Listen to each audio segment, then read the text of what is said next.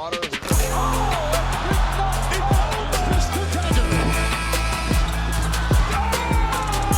B going to work in the paint.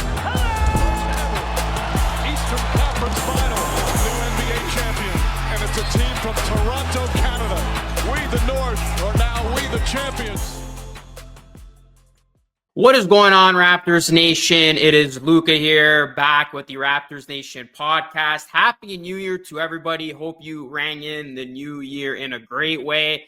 The Raptors rung in the new year in a big way. They snapped their 11-game losing streak, and they are undefeated in 2025. Yes, enjoy it while it lasts. In this one, I'm going to be talking about the unexpected, surprising return of Immanuel Quickley, who breathed some new life into this Toronto Raptors team. I'm going to be talking about this Raptors team getting healthy, and we're about to see them fully intact. And then we'll get into some trade rumors, Jakob Poeltl trade talk, as the February 6th trade deadline, it's going to be here in no time. We'll see how aggressive of a seller the Raptors actually are. But before we dive right into this one, guys, do me a solid, drop a like on the video and smash that subscribe button for more Raptors pods, content just like this. And you can check out our website, raptorsnation.com. I am publishing articles every single day, 3-4 articles a day, keeping you up to date on all things Raptors. So definitely go check out the website, spread the word, Raptors Nation, your place for all things Raptors. So let's get right into it, guys. Immanuel Quickley is back. IQ is back. And boy, oh boy, the Raptors actually look like a competent basketball team with Quickley back in the mix. It was a surprise return from Quickley. Lewinberg had reported just a day prior that there was no official timetable for his return. He had yet to be cleared for contact. And then just like that, following the team's embarrassing 54-point franchise record loss against the Celtics, what do you know? Quickley, he was available to play. He was officially questionable, but then was ruled clear to play right before tip-off. And after missing the Raptors' last 22 games with that nagging elbow injury, Quickley was back out there. And boy, oh boy, were the Raptors ever missing a dynamic point guard like Quickley. The offense looked so much better. It ran smoothly. It was humming. Quickley doing a great job not only boosting the Raptors offense with his ability to score. He had 3 threes in this one. He finished with 21 points. But what he did for his teammates, you saw it, 15 assists. Who said Quickley can't be a true point guard? He definitely showcased that he can be that true point guard and help his teammates with his playmaking. It's not a coincidence that Grady Dick had his best game in weeks, that Abaji got back on track. And what do you know? Scotty went back to his more natural point forward position, and he had his best game in a while. Scotty, listen, I know people want to see him develop that three-point shot, but I think this is his game. This is when Scotty Barnes is most dominant, when he's not chucking up 8-9 threes a game. What Darko said he wanted to see him do. No, his game is best when he plays more like a forward, where he's dominating inside. Almost all of his buckets came inside of the paint. That's the Scotty Barnes you want to see. And then I'm okay seeing him take the three. Like, this is a perfect example of Scotty cooking, eating inside, and then taking the threes when they come to him. 3 for 4, like, you will live with that all day long. He was very efficient. He was playing to his strengths. And guess what? He was still showcasing that he can be that secondary playmaker on this team. With Quickley back, that doesn't mean Scotty Barnes not going to touch the ball handling duties. It just means it alleviates a lot of those primary ball handling duties. So then Scotty can focus on what makes him great. And that's score the basketball, get aggressive, and erupt for the numbers that he did in this one, while Quickley can be that distributor and that point guard. And he can also find his offense. So it was just amazing to watch. It's like we hadn't seen this Raptors team look this good in a while. And what do you know? The point guard, it matters. Quickley coming back not only was able to push the pace, make plays, set his teammates up, but it helped his teammates because everybody got to slate back in their more natural position. And guess what? When RJ comes back, it's going to shift even more because you're going to have guys in their rightful place. Before, when the Raptors had guys in and out of the lineup, in and out of the rotation, you had to have guys who were playing a position that they normally wouldn't be used to playing. So I really liked what I saw. You know, I know a lot of people want to see Point Scotty, but I think this basically proved that Point Scotty, like as much as we want to see him play like a Magic Johnson, Steph Curry, be a Jason Tatum above the arc kind of guy, I think Scotty's most effective when he does dominate the mid-range, when he goes inside and feasts inside of the paint below the free throw line. And we saw that. And that's what's going to open up his outside shot. But when he is going into games looking for his outside shot, attempting 7, 8, 9 threes a game, we saw it was a disaster. So Quickley being out there takes so much off of Scotty. It helps him and it makes him look a lot better. So the impact of Quickley was undeniable in this game. And this was only Quickley and Barnes' second game together in 10 months. That was the frustrating part. We hadn't seen this team play together. Their key players, the two guys they just paid, play with each other. They played with each other, and we saw the best version of Scotty in a while. And Quickley, he cooked as well. What an unbelievable return game. You know, he was able to get that massive double-double, the assists, finishing, getting his offense, hitting the threes. You know, that three is going to continue to trend upwards for him. He's going to help this team immensely with their three-point shooting. And the Raptors' assist number was high, which was great to see. And they were hitting their threes. And when you have somebody Quickley, when the offense is flowing nicer, you're going to have better spacing and you are going to have better looks from downtown. And that's exactly what the Raptors were able to get, and they cashed in. So I'm glad Quickley is back. I know you could say, oh, it's against the Nets, Luca. Pipe down, relax. Look, we all know what the goal for this team should be moving forward. It's not about that. It's more about wanting to see what the current version of this team looks like. And the fact that Quickley comes back and this team looks completely different in a good way, that's promising. Because at the end of the day, this is the Raptors core. They're not going to make a drastic trade with this core anytime soon, I don't think. So these are the guys that you want to see play well, want to see mesh well. And Quickley and Barnes, I think that's an amazing duo, and they're going to keep complementing each other well and feeding off each other well. And this is what Barnes said of Quickley's return. It was amazing. The intensity he brought to the floor tonight on both ends of the floor was great, something that we really missed and needed. His playmaking ability, his ability to get in the paint, his shooting, all of that. We needed that, his leadership. So that's definitely what he's going to bring. And then Quickley said, it felt great to be back. When you have the game taken away from you for a long time, you're a little bit more grateful. You miss it. Not that I took the game for granted before. It's just a different feeling than being on the sidelines. So you could tell Quickley was definitely stoked to be back out there. And what made this happen, according to Rajakovic, was that Quickley behind the scenes, he was ramping up a lot. He was doing a lot of running and cardio. And it's funny, they said he was on a minutes restriction, but he still logged, 32 minutes in this game.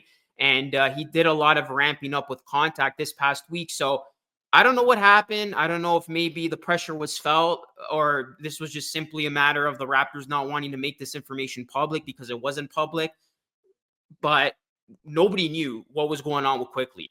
I had said it in the post-game video when I tore this team a new one that I don't think we're going to see Quickley until February. But to start off the new year, he's back. Maybe the Raptors didn't want to reveal too much. Maybe he went to them and said, I feel good. I want to play unexpectedly. But this was a great, great surprise. And it couldn't have come at a more perfect time for this Raptors team. So we're going to put all the tank talk paused right now. I think this is just a matter of wanting to see your best players out there and want to see what they can give you. And again, I know it comes against the lowly Nets, but you can't even lie to yourself that this offense looked night and day. Like that was the best Raptors performance since the last time they got a win, which was nearly a month ago. I believe it was that Pacers game. So Quickley, great to see him out there. And, you know, I think with him playing more as that dynamic true point guard, it's going to benefit Scotty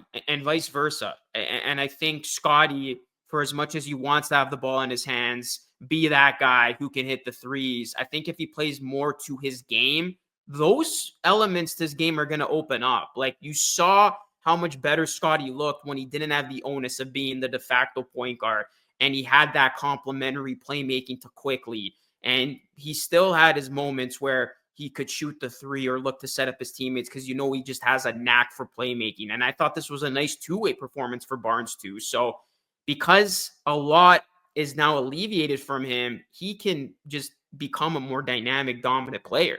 on both ends. So that's what happens when you get key starters back and you have a true point guard and you go back to your more natural role. So I thought it was great to see this, and we'll see how the Raptors look against the Magic in the next one. But speaking of the Raptors, guys, they are getting healthy. This has been a team that is decimated, that has been decimated with injuries. And I saw the stat right before the new year that blew my mind.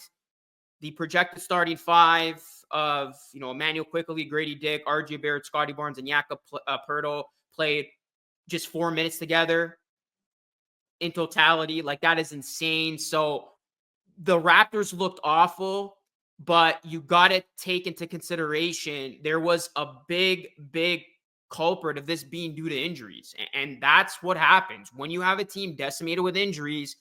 Guys play out of their more natural role. Guys got to fill in. You're unable to build momentum, unable to build chemistry. And now that, just like that, this team is slowly but surely getting back to 100%. It's exciting for the fans who want to see what this team can give you and see how good these guys can be together. I mean, the starting five playing just 4 minutes, like, that is insane. I don't care if you're a rebuilding team or not. You want to see what your starting group can give you over a good enough sample size, like 4 minutes, guys. So that's why, like, I know a lot of people are upset, myself included, frustrated with what we saw from this team. They did hit the rock bottom in that performance against the Celtics. It seemed like for a week there straight, they were making franchise history in all the worst reasons, one game after another, but they didn't have their starters. They didn't have their rightful guys there. And now with Quickley back, RJ seemingly returning soon, we may in fact see the Raptors' full starting lineup in action when they take on the Magic. Now, RJ, it's nothing severe, at least to our knowledge. He's questionable officially for that game against the Magic. He's been battling an illness. He has not played the last 2 games because of that illness. But let's just say Barrett misses another game. I got to say he's going to be back for sure next week at the very latest. So this team's back. With Barrett officially clearing that illness and he's back, the Raptors won't have any major injuries. Like, Bruce Brown is back. He missed last game just to, for injury management. He's going to be back in the rotation. And we're seeing the ramifications of this Raptors team getting healthy now because Mobile has fallen out of the rotation. He just got assigned to 905 and Battle as well. So this team is together and it could be made official tomorrow. And again, you want to see what this group can give you. I think the spacing is going to get a lot better. I think the offense is going to look a lot more smooth. You're going to have another scorer in RJ come back, and that's going to shift things even more where guys are in their natural position. And we can see how it looks having a shooter in Grady now going to have some nice spacing when you do have RJ and Barnes who can attack quickly as well. He's going to be more lethal of a shooter getting looks. We already see how much better Poeltl has looked in the pick and roll game, having a guy to play off of in Quickley or even with Barnes or RJ. So this team, I think offensively, they're going to be fine. And we started seeing that with Quickley returning. It's the defense that you want to see if they can make some major improvements in. And this is a team that's got to get better defensively, but with a full starting five, you got to think too, Abaji now comes from off the bench. That is going to strengthen that second unit. Bruce Brown, obviously he's playing now. You want to see him look good for a potential trade down the line. Davion Mitchell. So immediately you're going to have a really good defensive second unit with Abaji, Mitchell getting those minutes. Bruce Brown, can he be that playmaker and scorer? Olenek, I know, has been shaky, and Boucher is another guy who's probably going to be dealt, but your second unit is going to be more defined now because you had to always fill, it seemed, like 1 or 2 starting roles with how many injuries happened with this team. So the bench is going to be more defined. Shed, we'll see if he can continue to show us some nice things with his minutes. Jakob Poeltl, he's going to be that scoring option that you want to see really take his game to the next level and define a nice bench role. So yeah, you're going to have a more balanced attack. You're going to have more defined roles. You're going to have all of a sudden this thing come together and the puzzle pieces go in the place where this Raptors team intended them to go when they started the season. And again, like, this is a whole season to this point where the Raptors have not had one game where they were fully healthy. If Barrett plays tomorrow, that happens. And again, it's only a matter of time until he's back. He's just dealing with an illness. It's nothing severe. So this team is back. Like, this team is healthy, and we are going to see now what this team can accomplish. Now, I know what some of you are probably already thinking. Okay, like, it's nice to have players back, but now I don't want the Raptors to start cooking and they start stringing together some wins, and all of a sudden they're pushing for the play-in and this tank is dead in the water.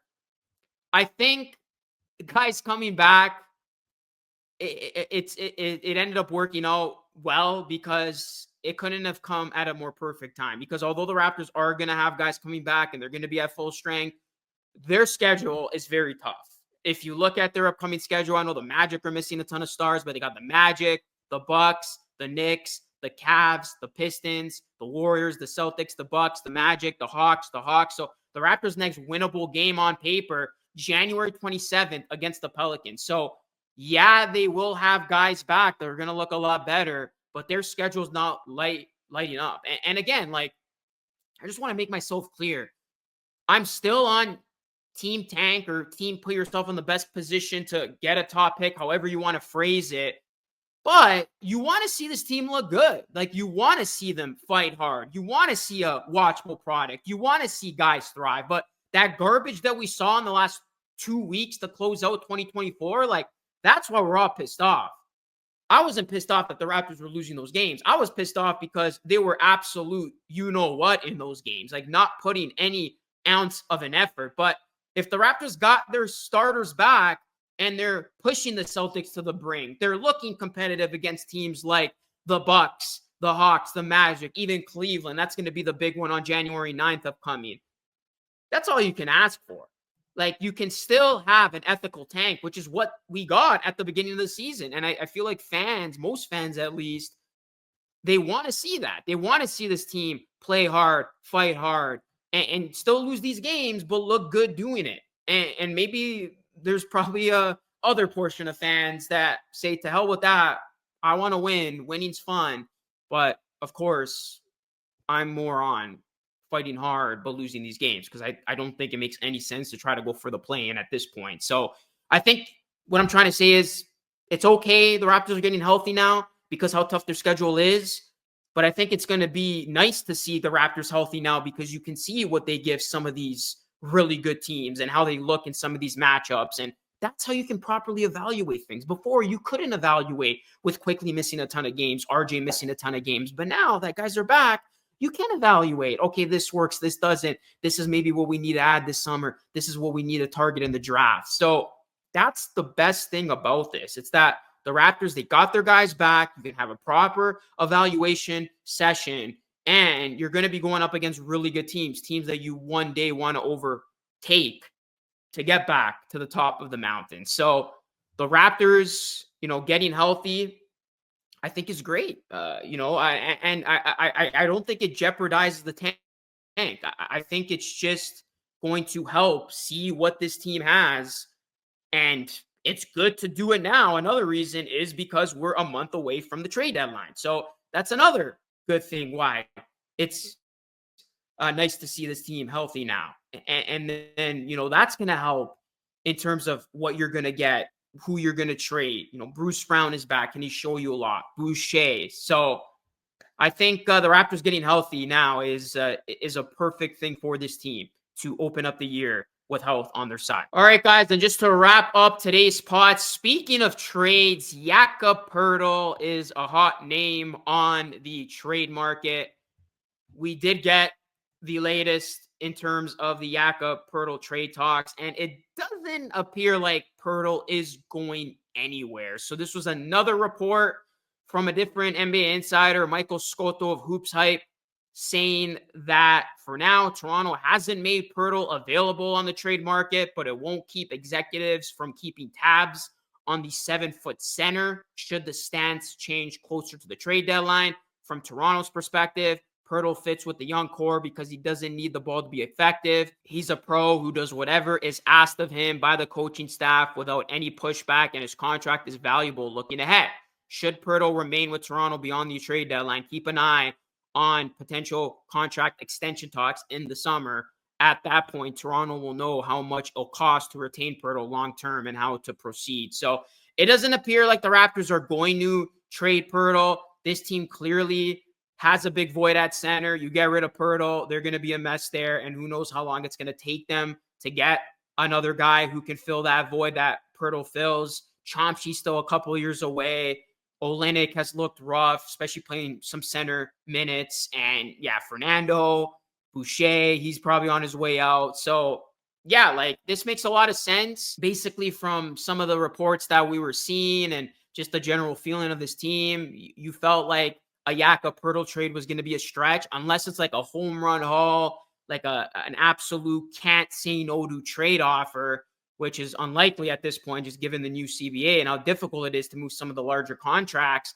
It does make sense for the Raptors to hold pat here, hold on to Poeltl, and hope this team can get a high pick, and then they have a massive turnaround next season, and you do have that center position taken care of. And then at that point, you can address, okay, we got to get some center depth. Let's go get a backup big to help Poeltl. But to trade Poeltl at this point, I don't think it's going to happen. That's been the general intel, at least. Of course, things can change, as Scotto alluded to. If things, continue to hit the fan and the right deal arises, as I just said, maybe the Raptors consider it. Maybe they do deal Poeltl. But for right now, it does seem like they are going to keep him. But I do think the Raptors are still going to be somewhat aggressive. And going back to some of my previous content, like I think if the Raptors are going to trade guys, I would have Bruce Brown and Boucher at the top of that list. Like even Olynyk is another name that maybe can resurface, but I would lean more towards the Raptors dealing a Boucher and a Brown if they can get a deal for him. The Lakers are probably going to get aggressive after they made their move to get DFS. So yeah, I think for the Raptors, it's going to be about making those kinds of deals. But for Poeltl, I just think at this point, they're probably going to hold on to him. Because, yeah, like you see what he means to this team. They're a much better team. He does complement their core, as Scotto alluded to, playing off Quickley, Barrett, Barnes. He's a guy that doesn't need the ball to be valuable. Like, that's valid. You see Poeltl, he's one of the best rebounding bigs this season. Offensive glass, he's huge. He's a huge plus in stabilizing the team's defense, what they can do offensively off the pick and roll. So he is a guy that there's a lot of value in him. And I think the other big thing with Poeltl is, like, you could tell, like, he wants to be here. Like, this is his second stint in Toronto. He seems like he enjoys it here. He's built a good bond with the players, the young guys. And I think he enjoys being that, like, veteran presence and helping the young guys through rough patches. So, of course, in a rebuild, it's good to be young, and you can say he doesn't fit the timeline, but you do need one or two veterans. And it looks like Poeltl is going to be one of the veterans that sticks around, whereas, maybe they end up moving an Olynyk over time. But I would lean towards the Raptors keeping the veteran bigs. And like I said, if the Raptors are going to make a trade, I think it's going to more likely be a Bruce Brown, Boucher deal. So, yeah, like I said it before, like I was initially on team trade Yak, but then I guess I saw like how valuable he is, and we saw how much of a train wreck the Raptors are without him. And then you start thinking ahead, like, okay, if the Raptors can remain somewhat bad, where they still get a pick and he's still on the roster, like that's a win, right? Like if they can still be in a position where they're picking a top 5 pick and you still have Poeltl on your roster, well, that's a win, because why are you going to get rid of him? And then you're going to have to look for him. Anyways, guys, that's going to conclude today's pod. Let me know your thoughts when it comes to today's show. How do you think the Raptors look with IQ back? Are you stoked to see the Raptors fully healthy? And do you think the Raptors are going to trade Poeltl or not? Let me know your thoughts down below, guys. Drop a like on the video. Subscribe to the channel if you're new. And you can leave this pod a 5-star review wherever you get your favorite podcast. You can find this pod on Apple iTunes and Spotify. I drop this every single week on Thursdays or Fridays, depending on when the Raptors play their game. Today is the regular Thursday episode. But yeah, guys, let me know your thoughts. Drop a like, subscribe, all that good stuff. That's it for me. It's Luke signing off. Thanks so much for watching. Until next time, stay safe.